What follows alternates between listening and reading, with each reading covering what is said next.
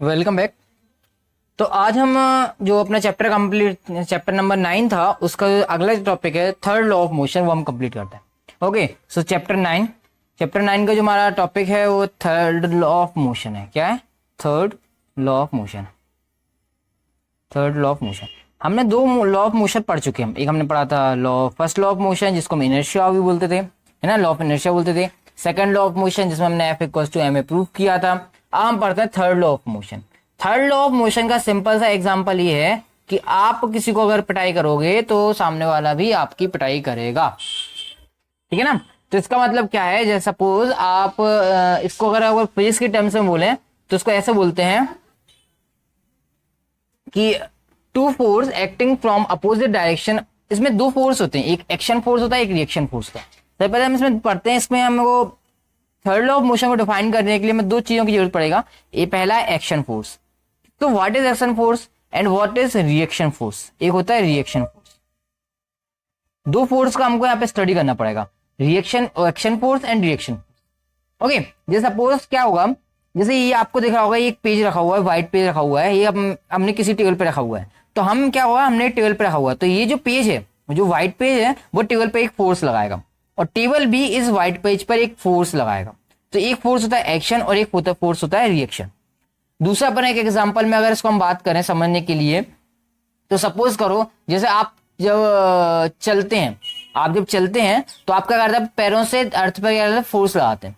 आप अपने पैरों से, अपने फुट से अर्थ पर फोर्स लगाते हैं। तो जो अर्थ है वो भी एक आपके ऊपर फोर्स लगाती है। उसी फोर्स की वजह से आप उस पर चल पाते हो, ठीक है ना। तो एक फोर्स जो हम लगाते हैं उसको हम बोलते हैं एक्शन फोर्स। जैसे हमने बोला था कि अभी हम चल रहे हैं, या ये पेपर जो है टेबल पे जो फोर्स लगा रहा है उसको एक्शन फोर्स बोलते हैं।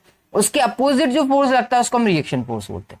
उसके अपोजिट जो फोर्स लगता है उसको हम क्या बोलते हैं, रिएक्शन फोर्स कहते हैं, ठीक है ना। तो एक में डिफरेंस क्या है, इनमें डिफरेंस ये है सिर्फ कि इनकी जो डायरेक्शन होती है, इनमें डिफरेंस क्या है कि डायरेक्शन इस फोर्स की डायरेक्शन, इस फोर्स की जो डायरेक्शन होगी are not same. Not same या आप ऐसे लिख लो आर अपोजिट। नॉट सेम की जगह आप ऐसे लिखो आर अपोजिट टू ईच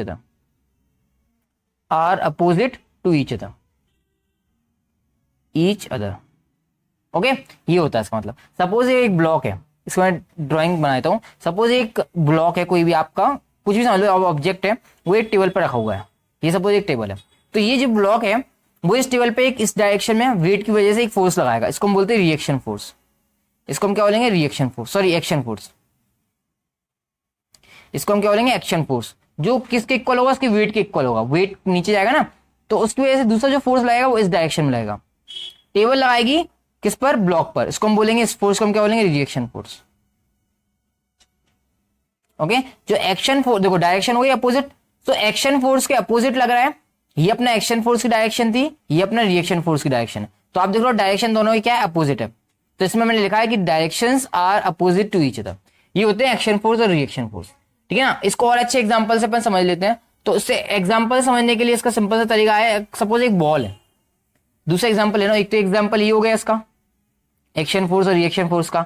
दूसरा एग्जांपल मैं ले रहा हूं, सपोज एक बॉल है, ये हमारी बॉल है, ये ऊपर से नीचे की तरफ गिर रही है। सपोज ये हमारा ग्राउंड है, ठीक है। ये बॉल यहां से ऐसे ऐसे, ये पाथ है उसका, इस पाथ से आई वो ऐसे से यहां पे गिरेगी, ठीक है। तो ये जो फोर्स लगेगा, बॉल जो है अर्थ पर जो फोर्स लगाएगी उसको हम बोलेंगे एक्शन फोर्स। जो बॉल अर्थ पर जो फोर्स लगाती है उसको हम बोलेंगे एक्शन फोर्स। गिरने के बाद जब यहाँ पे गिरेगी तो वो इस डायरेक्शन में चली जाएगी। आप देखना कहीं बॉल को थ्रो करना, तो वो गिरती है, अर्थ पर टकराती है, फिर वो जंप करती है। तो जो जंप करेगी वो क्यों करेगी, बिकॉज अर्थ, जितना फोर्स बॉल अर्थ पे लगाएगी उतना ही फोर्स अर्थ बॉल पर लगाएगी। तो ये हो जाएगा रिएक्शन फोर्स, ठीक है। ये आप सिंपल सा तरीका है। ये आप एक समझते एक बॉल है, ये बॉल है, वो ऊपर से नीचे की तरफ गिर रही है, जैसे अर्थ पर टकराएगी और फिर वो ऊपर जाएगी। तो जो बॉल अर्थ पर टकराएगी तब वो फोर्स लगेगा, वो एक्शन फोर्स है। और फिर अर्थ बॉल पर जो फोर्स लगाएगी उसको हम बोलते हैं रिएक्शन फोर्स, ठीक है ना। तो ये हो गया एक्शन फोर्स और रिएक्शन फोर्स। अब हमको थर्ड लॉ ऑफ मोशन का स्टेटमेंट लिखना है, ठीक है ना। थर्ड लॉ ऑफ मोशन का हमको क्या लिखना है, स्टेटमेंट लिखना है। तो सिंपल सा स्टेटमेंट अगर बात करता हूं मैं थर्ड लॉ ऑफ मोशन की, अगर मैं थर्ड लॉ ऑफ मोशन के लिए जो स्टेटमेंट है उसकी अगर बात करते हैं तो क्या है उसका, देखो मैं यहां पे लिख रहा हूं। तो मैंने लिखा every action every action has an equal and opposite reaction। समझ में आया क्या कहना चाह रहा है question? Third law of motion क्या कहना चाह रहा है? एवरी एक्शन, ये जैसे कोई भी एक्शन है, ये वाला एक्शन है या ये बॉल ब्लॉक है जो टेबल में जो फोर्स लगा रहा है वो, every action has an equal and opposite reaction. Every action has an equal and opposite reaction, मतलब आप किसी फोर्स लगाओगे तो वो ऑब्जेक्ट भी आपके ऊपर फोर्स लगाएगा। ठीक है ना? सिंपल सा एग्जांपल है, मैंने उनको समझा भी दिया एक्शन और रिएक्शन का। तो ये इसका एक स्टेटमेंट है कि जब भी कोई एक्शन फोर्स लगता है, जैसे ये बॉल अगर अर्थ पर टकरा रही है और बॉल अर्थ पर अगर कोई फोर्स लगा रही है, तो सिमिलरली अर्थ भी बॉल पर एक फोर्स लगाएगी और उस फोर्स को हम बोलते हैं रिएक्शन फोर्स। सो हमने लिख दिया यहाँ पे every action has an equal and opposite reaction. ठीक है?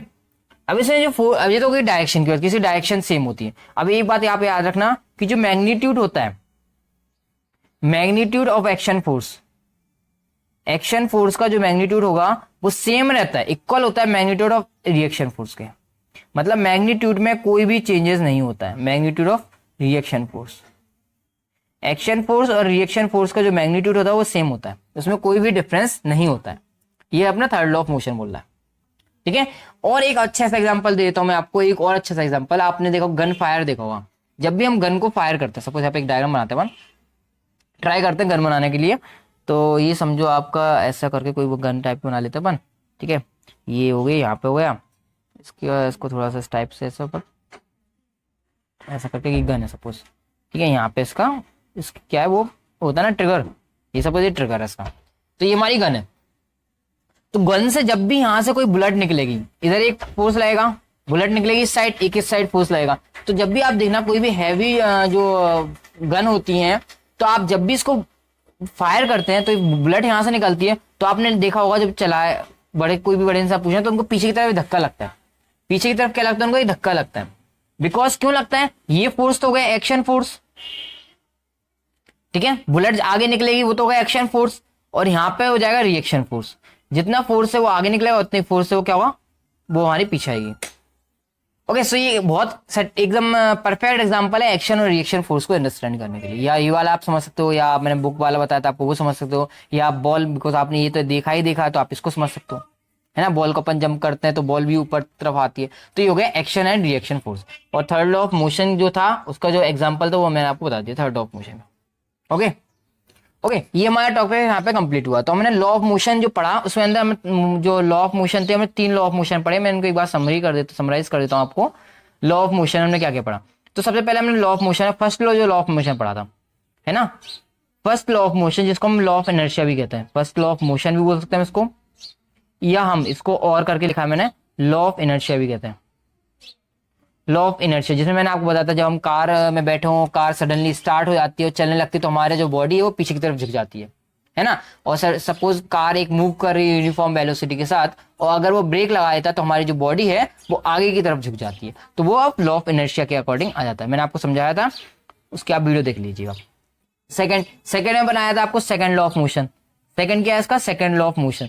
सेकंड लॉ ऑफ मोशन में हमने क्या पढ़ा था? हमने सेकंड लॉ ऑफ मोशन में पढ़ा था कि डीपी अपॉन dt जो होता है rate of change in momentum, p जो होता है मोमेंटम होता है, उसमें जो चेंजेस होंगे इसके लिए d, और रेट मतलब टाइम, इक्वल जो प्रोपोर्शनल होता है फोर्स के। जितना हम फोर्स अप्लाइड करते हैं उसका मोमेंटम उतना ही चेंज होता है। जैसे सपोज हम एग्जांपल लेंगे साइकिल, तो साइकिल में अगर हम ज्यादा पेडल देते हैं उसकी वेलोसिटी तो बढ़ती है, तो वेलोसिटी बढ़ेगी बिकॉज हमारा जो मोमेंटम होता है वो इक्वल टू होता है मास इंटू वेलोसिटी।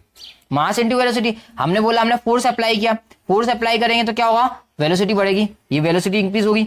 मास तो कांस्टेंट रहेगा, साइकिल का मास तो सेम ही रहेगा, तो मोमेंटम भी क्या होगा? बढ़ेगा। इसलिए मोमेंटम जो है फोर्स के डायरेक्टली प्रोपोर्शनल है, यहां से ये वाली स्टेटमेंट से। ठीक है, ये हमने आपको समझाया था उस वाली वीडियो में। ओके, जो थर्ड है, थर्ड हमने आपको अभी इसी वीडियो में हम आपको बता ही दिया इससे पहले, जो third law of motion. Third law of motion, third law of motion में मैंने आपको क्या बता दिया है कि एक्शन और रिएक्शन, इसमें जो आपका थर्ड लॉ ऑफ मोशन में है ये 2 टर्म्स आए हैं, every action has an equal and opposite, action और reaction. Every action has an equal and opposite reaction, ये हमने थर्ड लॉ ऑफ मोशन में पढ़ लिया। अब इसके बाद पढ़ेंगे हम कंजर्वेशन ऑफ मोमेंटम। ओके, हम क्या करेंगे अब? Conservation of momentum. तो कंजर्वेशन ऑफ मोमेंटम। मोमेंटम का मैंने आपको बताया था, मोमेंटम इक्वल्स टू क्या होता है, मास इनटू वेलोसिटी। ये जो मोमेंटम टर्म है उसको मैंने बताया था, उसको हम पी से रिप्रेजेंट करते हैं, जो कि इक्वल होता है मास इनटू वेलोसिटी। मास और वेलोसिटी का क्या होता है, मल्टीप्लीकेशन का मोमेंटम कहते हैं। अब हमने लिखा है कंजर्वेशन, ठीक है ना, हमको लिखा है क्या, कंजर्वेशन ऑफ मोमेंटम। तो कंजर्वेशन ऑफ मोमेंटम का एक लॉ है, इसको मैं ऐसे लिख सकता हूँ, law of conservation of momentum. तो law of conservation of momentum क्या कहता है, ये हम समझते हैं। कंजर्वेशन मतलब जो हमारा मोमेंटम है वो कंजर्व रहेगा। अब law of conservation of momentum क्या कहता है, conservation of momentum.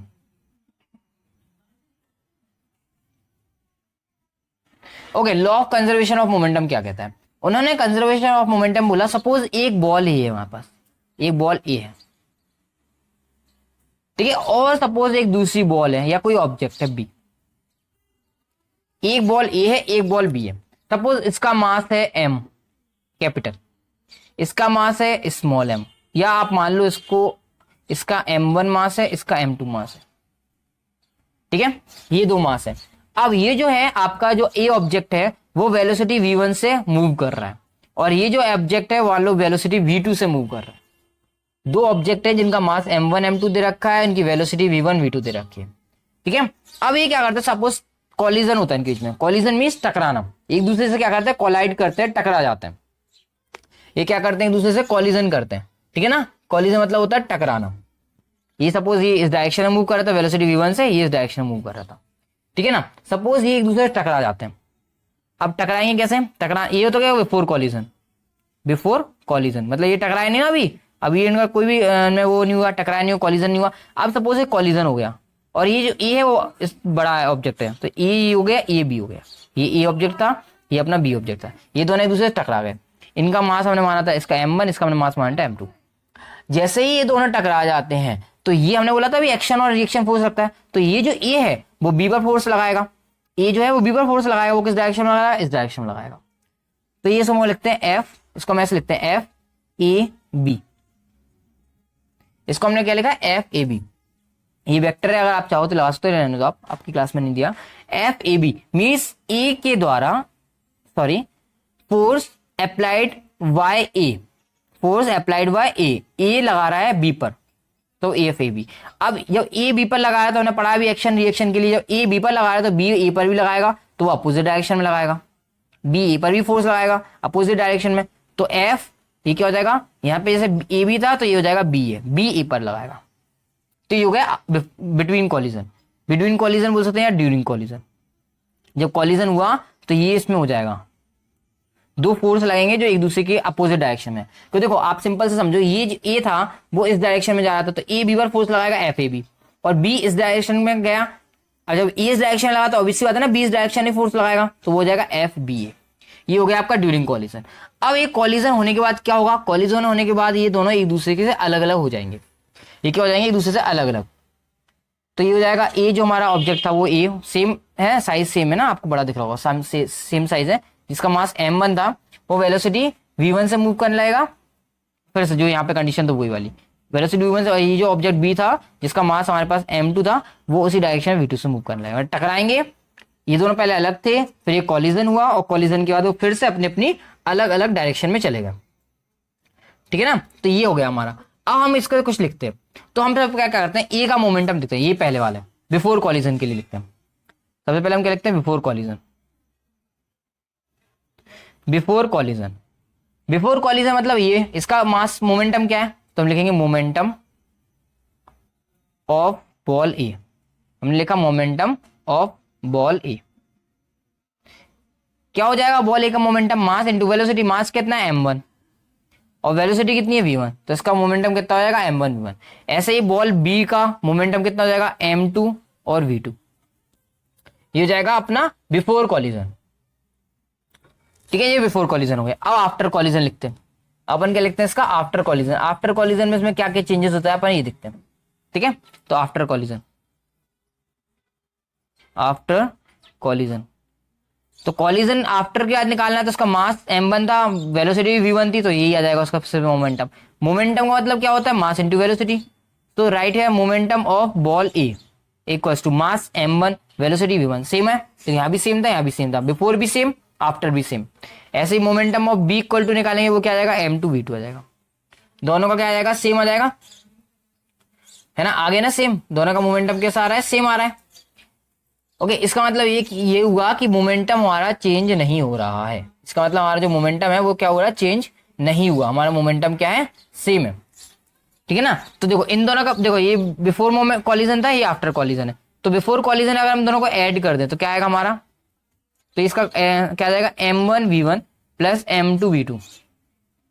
Before collision दो ऑब्जेक्ट थे ए और बी, उन दोनों के जो मोमेंटम थे उनको ऐड करके लिख दिया। और देखो आफ्टर कॉलिजन निकालते हैं तो आफ्टर कॉलिजन भी m1v1 प्लस m2v2 आएगा, तो एक प्रकार से इक्वल हो जाएगा ना m1v1 प्लस m2v2। तो यही law of conservation of momentum है। Law of conservation of momentum यही कहता है कि जब भी दो ऑब्जेक्ट्स का कॉलिजन होता है तो जिनका मोमेंटम होता है बिफोर कॉलिजन, ये बिफोर कॉलिजन और आफ्टर कॉलिजन, वो दोनों कैसे रहते हैं, सेम रहते हैं, उनमें कोई भी चेंजेस नहीं होते। बिफोर कॉलिजन और आफ्टर कॉलिजन उनका जो मोमेंटम है वो सेम रहता है। ठीक है, ये हो गया हमारा कंजर्वेशन ऑफ मोमेंटम। ओके, सो आज की वीडियो में हम इतना ही रखते हैं, और इस चैप्टर से रिलेटेड जो भी हमारे क्वेश्चंस हैं आपकी जो बुक में जो क्वेश्चन दिए हुए हैं उसको हम नेक्स्ट वीडियो में कंप्लीट करेंगे। Thank you very much.